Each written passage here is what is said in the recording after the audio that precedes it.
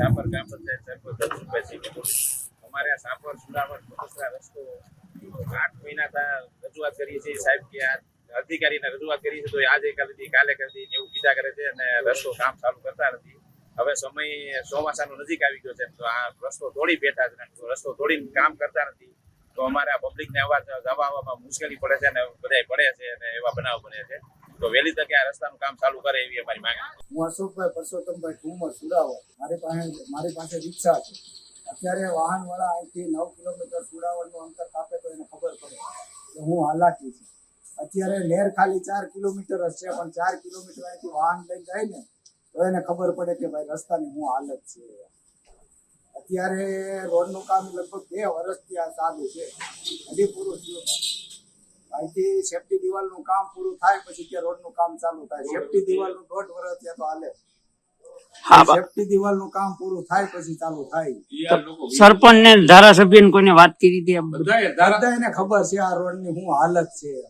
કયો એટલે કે થઈ જાય, કયો એટલે કે થઈ જાય, પણ કેદી થાય અહીંથી 50 મણ લોખંડ ભરીને જતા હોય ને એ વાહન વાળાને ખબર હોય કે ભાઈ હું રસ્તાની હાલત છે. આમાં 50 રૂપિયા ભાડું વધારે કયો ને તો ઠેકડા મંડે મારવા, પણ એ લોકોને એ નથી ખબર કે આ વાહન કઈ રીતે અહીંથી 10 કિલોમીટરનું અંતર. આગામી ચૂંટણી નજીક હોય એ બાબતે જો આ કઈ રોડ રસ્તાનું કામ અટકશે તો આ બાબતે તમે શું કહેવા માંગો છો?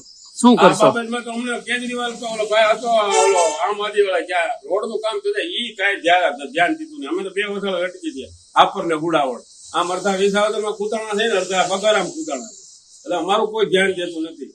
મારું ગામ સાપર છે. સાપર નું 1 વર્ષથી કામ હાલે છે કે ખાલી પાળે બાંધવાનું, લગભગ 100 ફૂટ 200 ફૂટ જેવું અંદર ગાળો છે, પણ ધીનું એમનો હાલે રોડ અડધો થયો છે ને અડધો નથી થયો. 1 વર્ષથી ત્રાહીમામ પોકારી રહી છે. એવો કેળો ખરાબ છે, કોઈ તમે વાત મેળવી દો.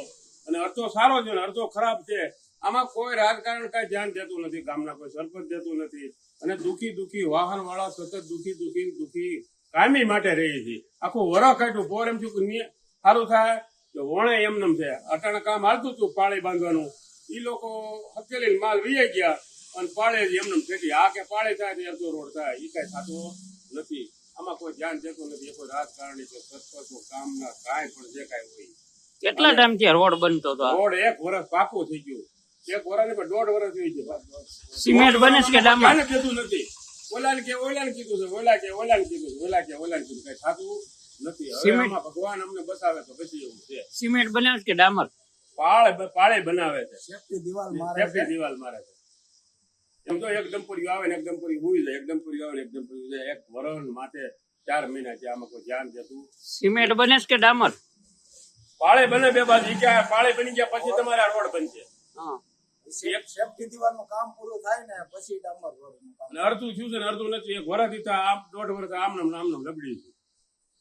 ઓલાને કીધું, ઓલા કે હમણાં થઈ જાય, કઈ થતું નથી. અહીંથી નેર સુધી લઈને ફૂટે તો ખબર પડે વાહન વાળાને શું હાલાકી છે.